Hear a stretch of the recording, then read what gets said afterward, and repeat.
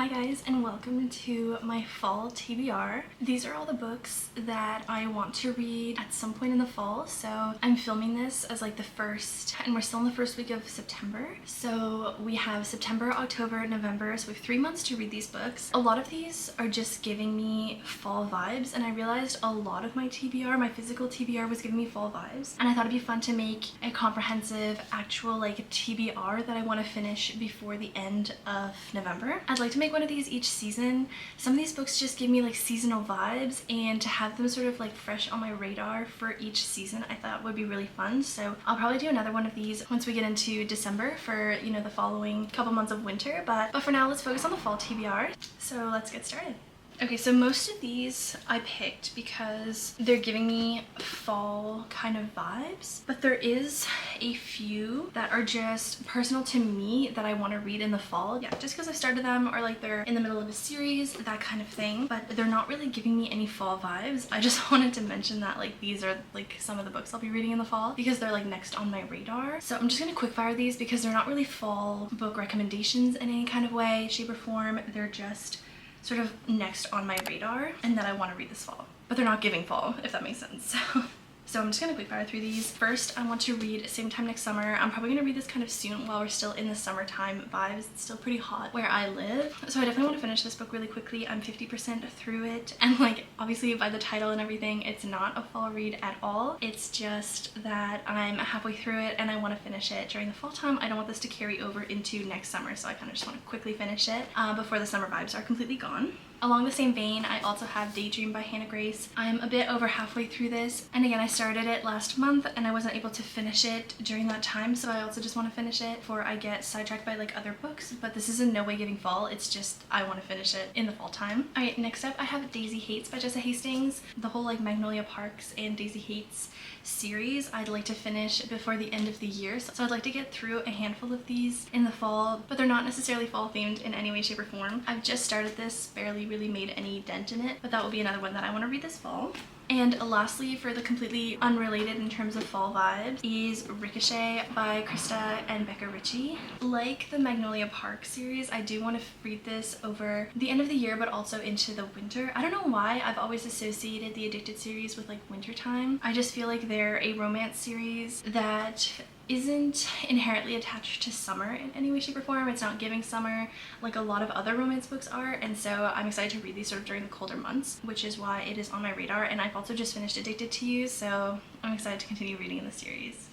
Okay, so those are all the books that were not giving me fall in any way. So now we can get started into the books that are sort of giving me more fall vibes. For some people, these may be giving summertime, maybe some of these are giving winter to you. These are just books that I've associated with the fall time for some reason.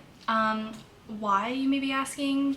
There's really no rhyme or reason. It's just personal. It's just how I feel about the books. I look at it and it's giving cozy, it's giving, you know, kind of adventure, and I think they're just books that I would enjoy reading in the fall time when we have those really cozy vibes going on. I have a few genres picked out, but predominantly I would say fantasy is a lot what's going on here.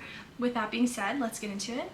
Yeah, I think I'm gonna leave the fantasy for last just because there's a lot of it. I guess I can start with romance. Yeah, I only have 3 romance books that are giving me sort of the fall vibes. The first is A Storied Life of A.J. Fikry. I don't know a ton about this book, but I know that it's like a shopkeeper, a bunch of his like prized Edgar Poe poems stolen, and that's sort of what kicks off the story, and that's literally all I know about it. But just based on, you know, the cover and the vibes that it's giving, I feel like this is like very cozy, low stakes fall vibes. There's like a romance that ensues, but I don't think it's a ton of romance. I think you follow a lot of the other plot as well. I read Tomorrow and Tomorrow and Tomorrow by this author and I really liked it, and I don't know, I'm just excited for this one. It's pretty short. It's like 250 pages, which is really nice sometimes to like break up, especially with a lot of the fantasy that I have here. And yeah, I don't think I'm gonna go in and explain why I feel like it's fall vibes for all of them, because I truly don't think I'd be able to. But the next book that I have is Check and Mate by Ali Hazelwood. I've had this book for a little while. It's like, yeah, it's young adult. It's very chess coded, and chess gives me the fall cozy vibes. literally said I was not going to explain why this gives me fall, but this one specifically does give me fall for a reason. And yeah, I feel like I associate chess with just being indoors more. I love playing chess, but like I won't really play it in the summertime, but when it gets to, you know, the fall and winter time, I'm inside playing more games, more board games, that kind of thing, including chess. The last book in like the sort of romance category is The 7-Year Slip by Ashley Poston. This is about a girl who inherits her aunt's apartment after her aunt passes away, and the apartment, when you go into it, you go back 7 years in the past. That's the premise of the book. That's all I know. I know that a romance ensues, and I'm pretty sure it takes place in New York, and I'm pretty sure it takes place in the fall in New York.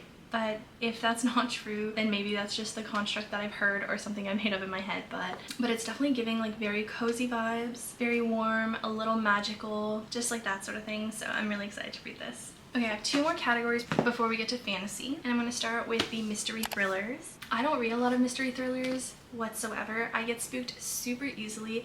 The only mystery thrillers I've ever read is the Good Girl's Guide to Murder series, and I read the first 2 books. I've started the 3rd but haven't gotten very far. So that's the first book, which is As Good as Dead. This is a mystery thriller that, it's a young adult mystery thriller that I really want to finish this fall season. I feel like mystery thriller, obviously best in the fall with spooky season. I feel like that doesn't need any more explaining. Also, with the show coming out, I definitely want to finish the series, and just ending the year, I want to finish the series that I've started a few years ago now. The next book, this one I think I'll read pretty soon while it's still warm outside, sort of when we're transitioning from a warm summertime to the fall and to the spooky season. Okay, and this book is The Villa by Rachel Hawkins. I've heard that it's definitely giving summer. It's about girls staying at a villa, but then I think the villa is like haunted or has kind of a haunting past that they start to uncover.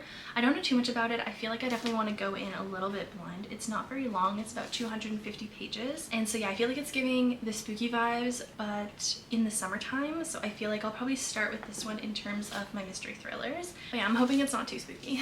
And then the last book in the mystery thriller is Billy Summer by Stephen King. I've heard that this isn't even technically a mystery thriller, but like, it's from Stephen King. Like, it's obviously gonna have some mystery and thrilling elements, and like at the end of the day, it's still about like a killer for hire, so it's still gonna be, you know, about those topics. And I feel like even if people say it's not a mystery thriller, it still might be like spooky enough for me to feel that, whereas like a normal person probably would not feel spooked by this book at all. I definitely will. So yeah, I'm actually really excited for this. I mean, Stephen King is such an iconic author, and I've never read anything by him, so yeah, I'm just really excited to read this. I think it'll be fun. Yeah, I know this is a really sad stack of mystery thrillers for the fall, but if anyone has any recommendations of good mystery thrillers that are not spooky, please let me know. I feel like people talk about like the plot twistability when reading like mystery thrillers and like just any book in that genre, but nobody really talks about like how spooky they are, and like I need to know because I will like not be able to sleep. I will be kept up at night, and I just don't really want to sign up for that. So I think these are safe, and if anyone knows of any other safe books,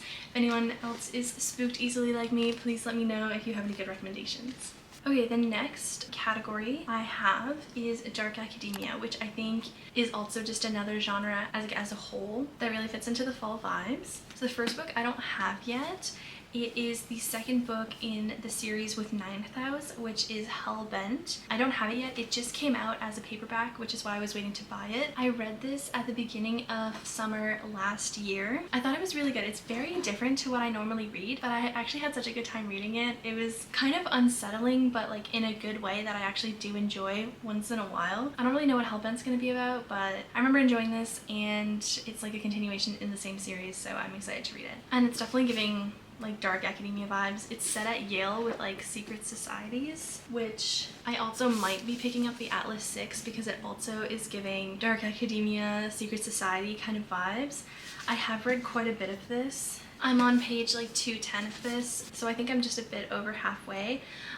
So yeah, if inspiration strikes for me to pick this up, I will, but I'm not gonna force it. I've tried to read this book so many times, so if I'm tempted, I will do it. But I don't think I'm actually gonna include it on my fall TBR just because I don't really want to put that kind of pressure on this book, and I just want to be picking it up right when I'm in the mood for it.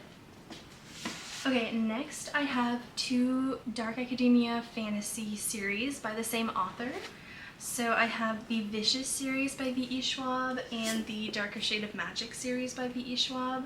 I don't really know too much about the Darker Shade of Magic series, although I have heard it's really good, and I do have the series, and I've just heard that this series is phenomenal, and I'm pretty sure it's a dark academia fantasy. And then I have the first book in this duology, Vicious. The second is Vengeful, and I believe that this is about two students who are just working on like a school project, and then things take a turn and it becomes sort of working with like the dead and like that kind of thing. Yeah, I think they're doing some sort of experiment and like they tap into the supernatural world. I'm pretty sure that that's sort of the vibes that this is going after, which is very similar to Ninth House actually, this book here. But anyways, it sounds really good, and I've also heard really great things about this book. So that is all that I have for the dark academia. Next we're gonna move on to fantasy, which is definitely the genre I have the most books for, but also just because I have quite a few series. I'm gonna start with the young adult fantasy and then finish off with the adult fantasy that I have.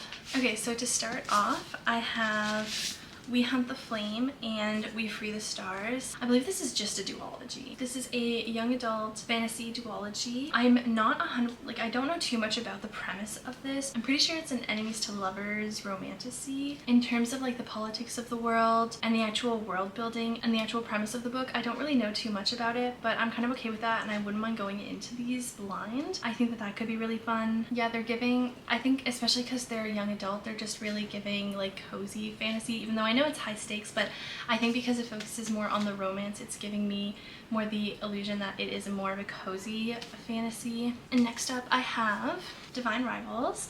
I feel like a lot of people have read this and loved it. It has like fantastical elements to it, so it is technically a fantasy, but I don't think it's like a high fantasy like some of these other books are. All that I really know about this book is about two people who are rivals. I believe they work at the same place, and they are both maybe journalists or writers of some kind, and they write letters on their typewriters which gets sent to the other person, and they don't really know who they're writing to. So it's one of those tropes, but I think that the setting is what makes this one so magical. So that's all I know about it, which isn't very much to go off of, but it sounds really good and I'm really excited to read it. Okay, the next book is Dance of Thieves by Mary E. Pearson. This is the first book in a duology. I've started this, I'm like 50 pages through. I don't know, this one could also be giving wintertime, but I wanted to put it on my fall fantasy list. But yeah, I don't know, this one just seems really fun and seems just like a very adventure driven fantasy. Next up I have The Inheritance Games by Jennifer Lynn Barnes. Now that I'm thinking about it, I'm actually not 100% sure if this is fantasy or if it's just young adult fiction, but essentially our main character gets left an inheritance by someone. I'm pretty sure she doesn't know who this is, and in order to get the inheritance she has to solve a bunch of riddles. And I don't know, this just seemed really fun, cozy, from what I gather quite low stakes as well, and so I thought that the fall time would be the perfect time to read it. And this is the first book in a trilogy. I would love to finish the trilogy before the end of the year. We'll see, there's a lot of books here, but I'd love to at least read the first one. Okay, next up I have City of Bones by Cassandra Clare. I'm pretty sure that this is the first book that you're supposed to read, but I'm not really sure. It seems to me that like everybody has a different theory on the reading order for Cassandra Clare. I found somewhere where this is supposed to be the first one, so I'm just gonna read this one and figure it out along the way. I don't know very much about the premise of this, but I don't mind going in blind on this one. So moving right along, the next book that is really giving me fall in terms of young adult fantasy is Scythe by Neil Shusterman. So this is set in a world where they've conquered all ailments, so no one really dies, and the only way that someone can die is if a scythe takes away their life, and they're sort of in charge of that. And that's all I know. I don't know the premise of the story, but I just know that about the world building, I suppose. But yeah, it sounds really interesting. I'm really excited to read this one. Okay, next up I have Ruin and Rising by Leigh Bardugo. This is the last book in the Shadow and Bone trilogy. I don't want to say too much about what this book is about because it's the last in a trilogy, so I don't want to give anything away, but I will say that to me these feel pretty low stakes because they're not really low stakes, but I'm not really attached to the characters. I didn't love the first two books, so in order to read the Shadow and Bone duology that comes after this, even though they're not related. People do say that you're supposed to read the Shadow and Bone series first. So during the fall, I really want to read Rune and Rising in order to finish up this series so that I can get to Six of Crows and Crooked Kingdom, which have been on my shelf for way too long. I'm so excited to read these. I've heard such good things. I don't know, just the premise of this book, the kind of like heist vibes that goes on, it's just really giving me cozy fall fantasy vibes, and I'm so excited to finally read these. Okay, I have like 2.5 more books for the YA fantasy, and that is the Powerless series. So I have Powerless and Reckless. I have started Powerless a little bit, but I really want to read these 2 books over the fall time. Also just because at this point so many people have read it, and I definitely want to be part of the discourse as well that goes on around these books. And I've just heard such great reviews that I think I'm really going to enjoy it. There's also Powerful, the novella that goes between these 2, which is why I said 2.5 books. I don't have a physical copy of that one, but I definitely intend on reading it between the 2 as you're supposed to. But yeah, that's really all I have to say on these. I'm so excited. Oh yeah, for those who don't know the premise of Powerless, essentially there's ordinaries and there's elites, and elites have powers, ordinaries don't, and they've been banished from the society where they live. And our female main character is an ordinary posing as an elite, and the male main character is an elite. He kind of enforces the banishment of ordinaries, so his job is to kind of go and see, I think, if there's like any ordinaries left and make sure that they are taken away from society so they only have an elite society. That is essentially the premise, and kind of as far as I've gotten in the first book. But I know that a lot more happens, and I know that the enemies to lover romantasy part of this is people's favorites, which just sounds really good, so I'm super excited to continue reading this. Okay, I think that's everything in terms of young adult fantasy. I don't have too many adult fantasies. I definitely thought, looking at it, I didn't realize that many were actually young adult. But in terms of adult fantasy, I do have the Red Rising series. I'm currently on the 2nd installment, Golden Sun. I definitely want to finish this one during the fall time and then maybe continue on in the series throughout the winter. My main goal is really just to finish the entire series before next summer. In terms of the fall time, I think my only goal is to read Golden Sun. This is the 2nd book, so I don't really want to go too much into what this story is about because it's going to be very big spoilers for Red Rising, which is the 1st installment. But essentially our male main character in the first one is a red, and in this society red is the absolute lowest class, and then every color signifies a different class and goes all the way up to golds, who are kind of in charge of everything. And it takes place on Mars, so where reds are mining helium-3 as a resource to build up this better society because the earth is kind of messed up and they can't live there anymore. So that's kind of the premise of Red Rising. But the series is so good, highly recommend, and I'm excited to really get into the 2nd book. Okay, the next fantasy book that I want to read is Sanctuary of the Shadow. I haven't really heard too much about this book. It's kind of like a magical circus kind of vibes, and it just looked really good, really cozy, really like, yeah, just really fun. And it's a Canadian author. I picked it up from the Canadian author table at my bookstore. I don't know, it just looked really cute and fun, and it's kind of fun to sometimes just pick books you haven't heard a single thing about, which was this book for me. The last fantasy series that I want to read in the fall time is the Throne of Glass series, which is definitely a lot. I've already read the first 3 books in the series. I'm currently reading Heir of Fire. I'm like partway through it, and so over the fall time I would like to read the rest of these 5 books. That is my goal. A little ambitious. If it bleeds into, you know, December and the winter time, I wouldn't be upset about that at all, but I would definitely like to read it before the year is over, with getting most of them done over the fall time.